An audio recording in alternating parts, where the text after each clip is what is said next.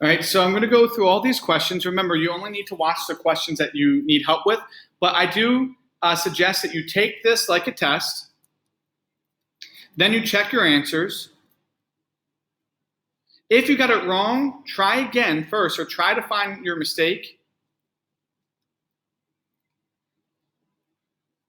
And then you can watch the video, right? If you watch the video before you find your mistake, that's fine as well. But what some people do is they would just watch the video and think that that's them studying. But you need to try these problems on your own as well, right? And you know which question we're on because it will be listed and labeled for you nice and clearly. So you will know exactly what question we are working on. So you know while you're skipping through the video, okay, this is what I need. All right, so for this question, it says name the solid. Well, the first thing we need to do is figure out, is this a prism or is it a pyramid? And we do that by identifying one base versus two bases. All right, one base is a prism, two bases is a pyramid. So I look here and look at my different shapes. So I have this rectangle, and then I have this six-sided figure, which is called a hexagon. So I notice I have six different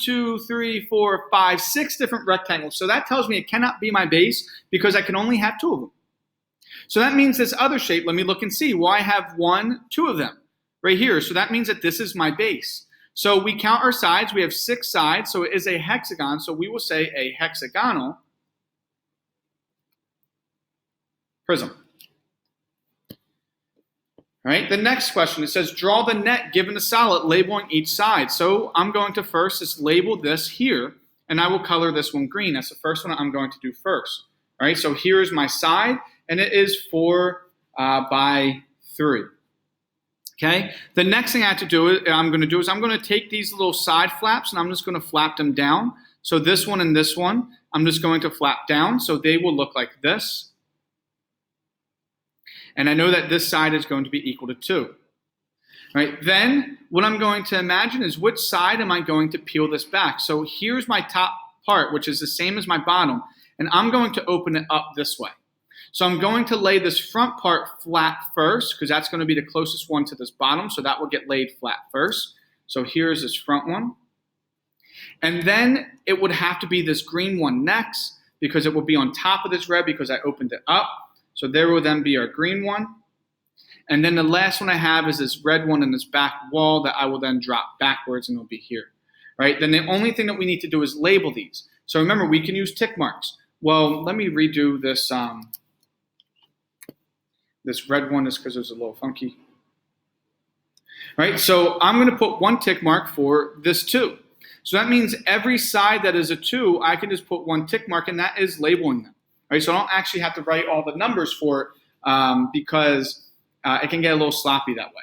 All right, then I'm going to do 2 tick marks for this 3. So that means every single one that is 2 tick marks, I can write, or 3, I can write 2 tick marks.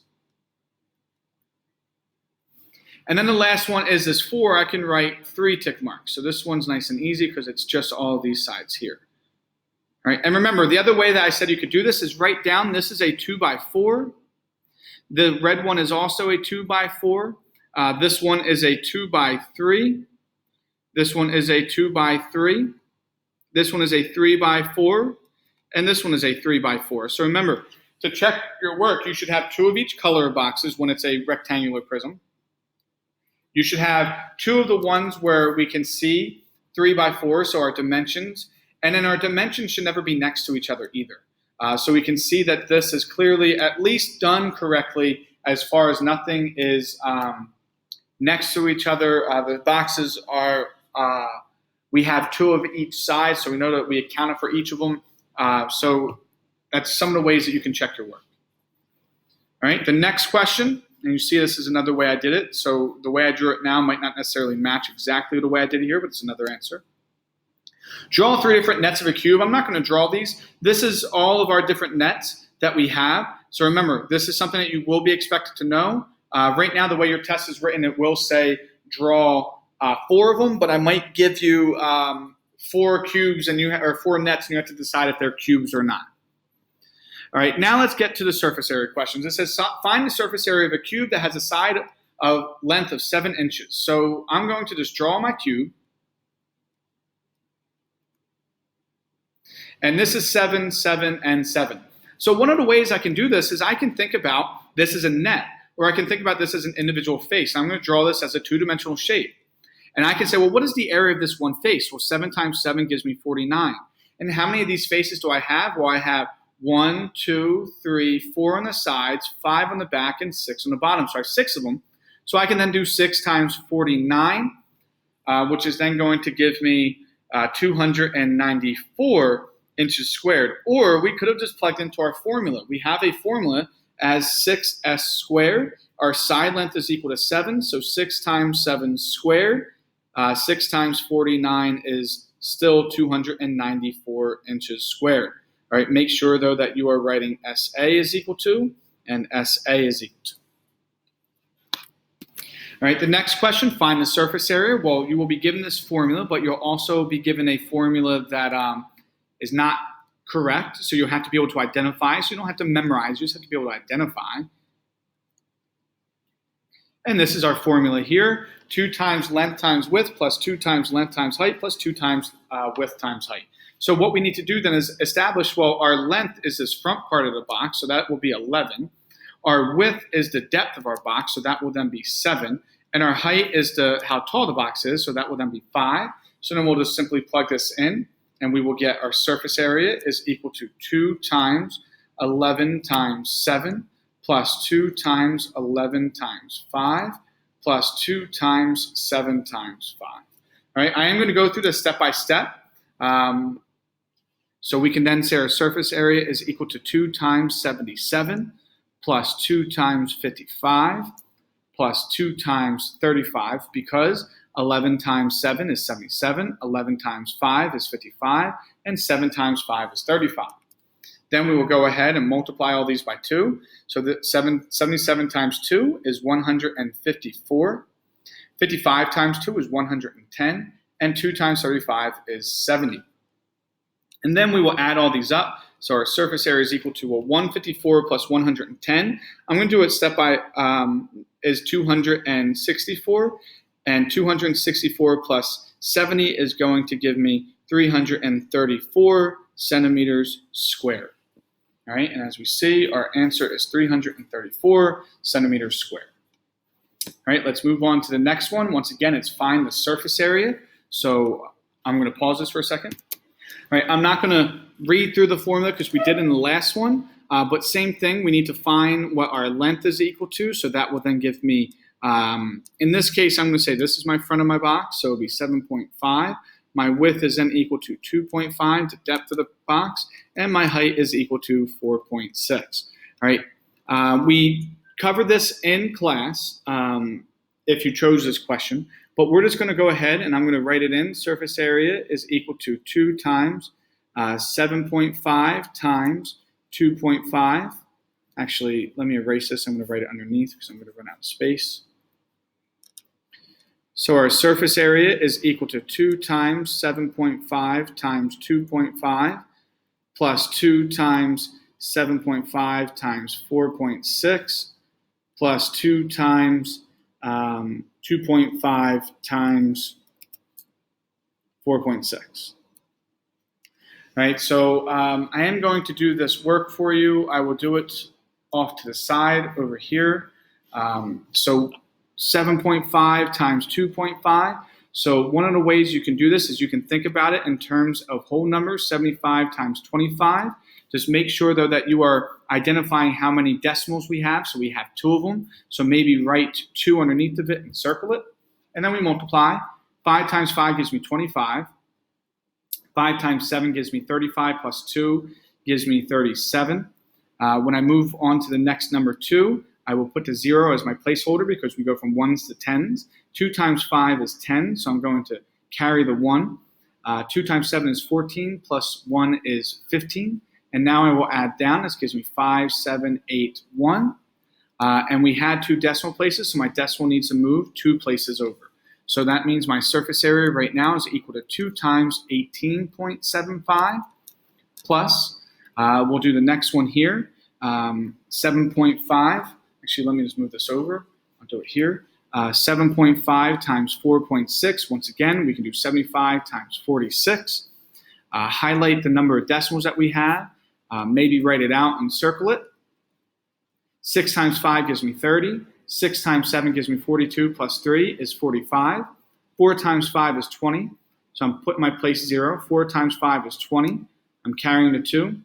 4 times 7 is 28, plus 2 is 30. I will add down. This will give me 0, 5, 4, 3. I have 2 decimal places. I move it 2 decimal places over. So that's 34.5. So 2 times 34.5. And then the last one that we'll do,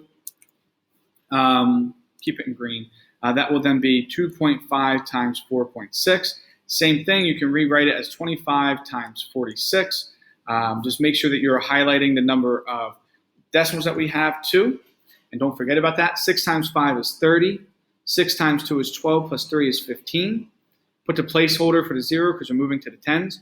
4 times 5 is 20, so I'm going to cross out that 2, and now I'm not going to add the wrong 1. 4 times 2 is 8, plus 2 is 10. So I will add this down. This gives me 0, 5, 1, 1.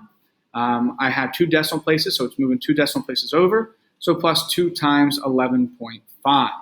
Right, now from here, I'm not going to show you the multiplication for these because I have faith that you can write it out and do it just like I did. But we'll say surface area is equal to 2 times 18.75 will give me 37.5. 2 times 34.5 will give me 69. And 2 times 11.5 will give me 23. I will then add these together. If you have trouble, I will do it right here. We can just write them. Just when you're adding, make sure you're putting the correct place values on top of each other. So I won't put the 9 or 3 underneath this 0.5 because this is a tenth and this is ones. So then we will add down. We will just add all these as if they have 0.0. This gives me 5. 7 plus 9 is 16, plus 3 is 19. So I put the 9 and carry the 1. 3 plus 6 is 9, plus 2 is 11, plus 1 is 12. So that means our surface area is equal to 129.5 inches squared. Right? There will be one problem that you will need to expect to do a decimal value on. All right, for this one, what we're going to do is I'm going to show you breaking it down first as a net. So we're going to draw this out as a net. So I have these 2 right triangles here, and then I have these rectangles that are my sides or faces. So I'm going to draw the 3 rectangles first. So I know that all of these are going to have a depth of 7. And then I have 5 as one side of my rectangle, 13 and 12 as the other.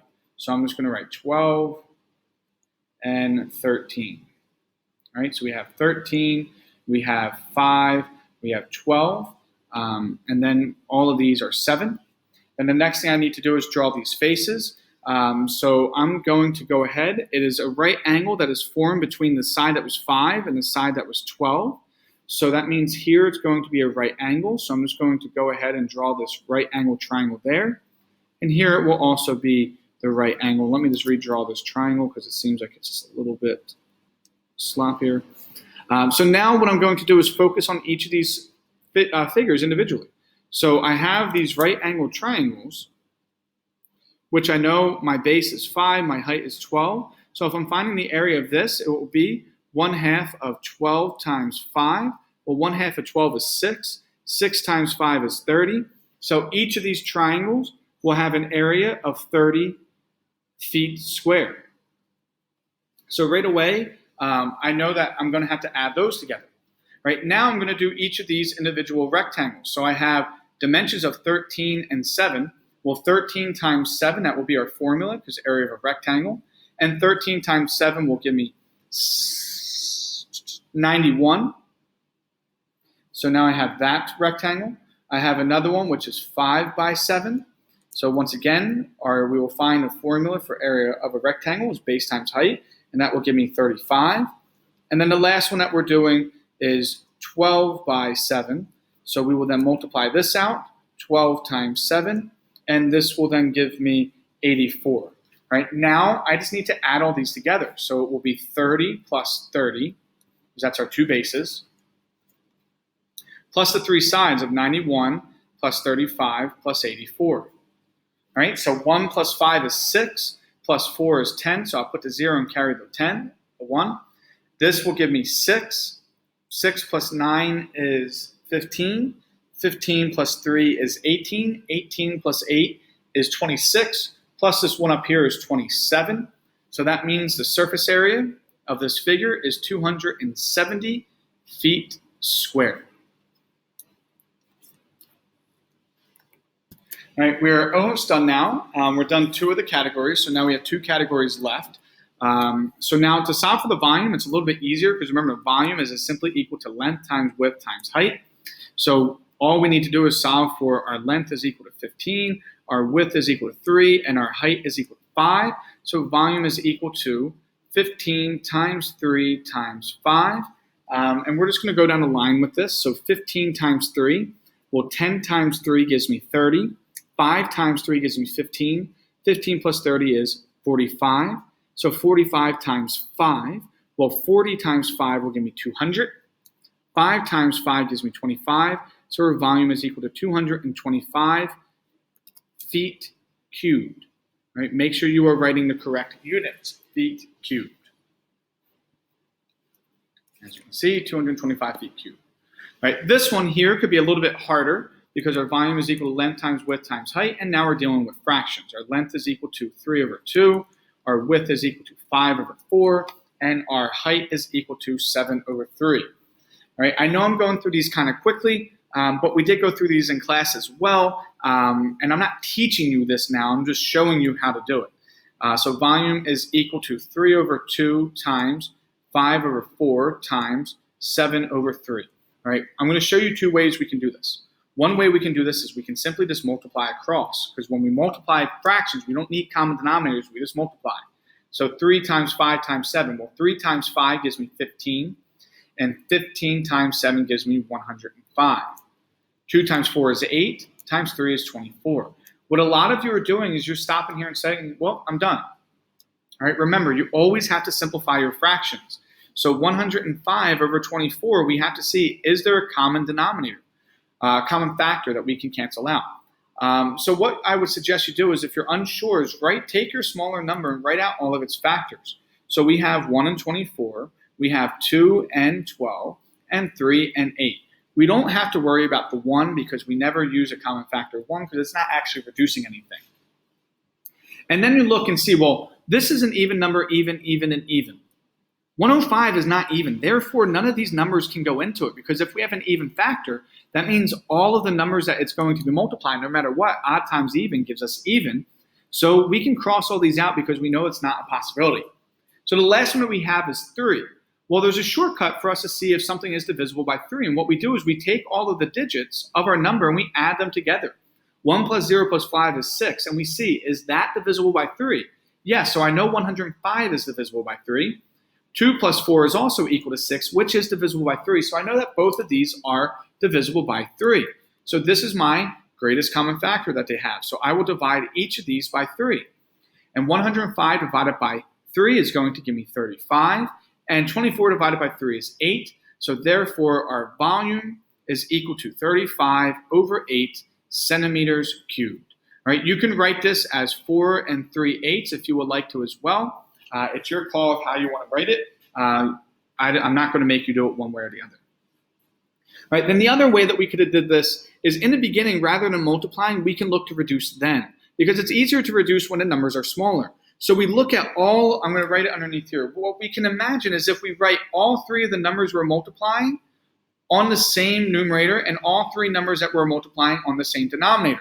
And then we just look and see, are there any common factors that we can reduce here? It can be embedded within numbers, or it can just be the number itself. Well, 3 divided by 3, we know that this can reduce to 1 each. So now I can say 7 times 5 is 35, and 2 times 4 is 8. So I could have just reduced it right away then as well. I don't care the way that you do it. It is your preference. All right, this is a question that is guaranteed to be on your assessment, so please make sure you know how to do this. We have done a lot of these so far, so there's really no excuse as to why you don't know how to do this yet, especially since no one is coming and seeking extra help from this problem for me.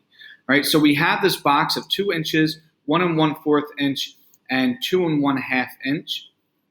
And then we're trying to see how many of these little cubes that we can stack on the inside where all these little cubes have a side length of 1/4 inch. right? Remember, what I suggest that you do is instead of looking at your box in terms of inches, figure out how many cubes you can fit. So how many cubes can we fit on the front of this box? Right, so what we can do is we can take the length of the box, the 2, and we divide it by the smaller box that we're trying to fit in, because we're dividing the whole by the part tells us how many pieces we can fit inside. So 2, it becomes 2 times 4, which is 8. So instead of looking at it as 2 inches, we can look at it as 8 cubes. Right, then from here, the next one, we are looking to see how many cubes we are stacking this direction. So once again, we take our full part, 1 1/4, and we're dividing it by the smaller cubes that we have. Now, before we can divide this, we need to rewrite this as an improper fraction. This is where a lot of people are making mistakes throughout. We need to multiply our denominator with the whole number, because we're saying we have that many whole pieces of this 4, and then we add the remaining part. A lot of people are forgetting to add that number on the top. 1 times 4 is 4, plus 1 gives me 5, so it is 5 over 4. This will change to multiplication, times 4. 5 over 5 times 4 is 20. 20 over 4, you must reduce, right? You must reduce it, and 20 over 4 divides to 5. Or we can have reduced our number right away and said that this would have been 5 times 1. So instead of looking at it in terms of 1/4 inch, we will look at it in terms of 5 cubes. Right? Then the last one that we'll do over here. We have 2 1/2 divided by 1/4. We will then change this to multiplication and plus, so that way we can change it to an improper fraction. So 2 times 2 is 4, plus 1 is 5, so it's 5 over 2. This becomes times 4. 5 times 4 is 20, divided by 2 is 10. Or what we could have done is 2 goes into 2 once, 2 goes into 4 twice, 5 times 2 is still giving us 10. So now here we know that we can fit 10 cubes. Once we see how many cubes we can fit in each direction of the box, we simply just need to multiply these numbers together. So 8 times 5 times 10. Well, 8 times 5 is 40. 40 times 10 is 400. So that means that we can fit 400 cubes, 400 of these smaller 1/4 inch cubes into this box.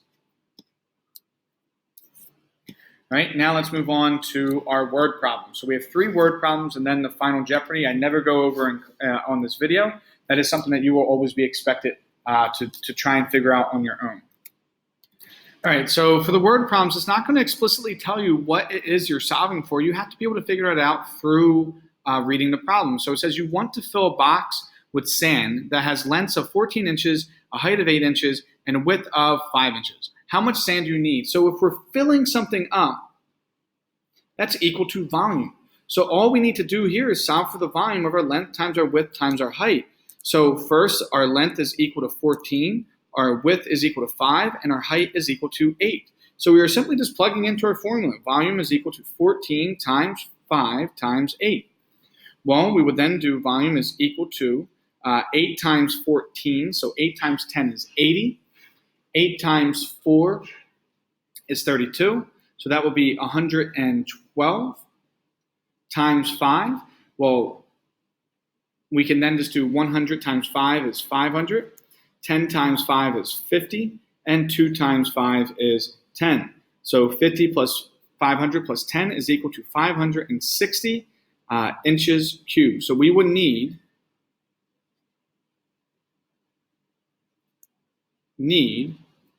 560 cubic inches of sand.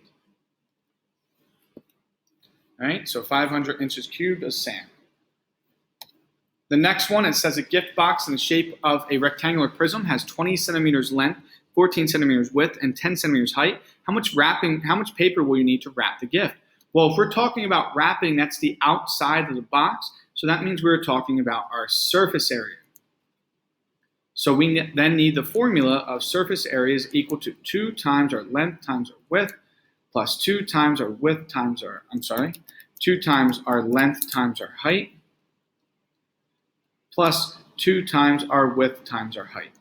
Our length is equal to 20, our width is equal to 14, and our height is equal to 10. So we will then get our surface area is equal to 2 times 20 times 14 plus 2 times 20 times 10 plus 2 times 14 times 10. All right, now we just go ahead, 20 times 14. Well, we can do 2 times 14 is 28. We can add to 0, so it's 280. So then we would have 2 times 280. So that will then give me 560. 20 times 10 is 200. And 200 times 2 is 400. And 14 times 10 is 140. And 140 times 2 is 280. Now when we add these up, this will give me 680. 680 plus 560, well, 600 plus 500 is 1100. 60 plus 80 is 140. So that means our surface area is equal to 1,240 centimeters squared. So you would need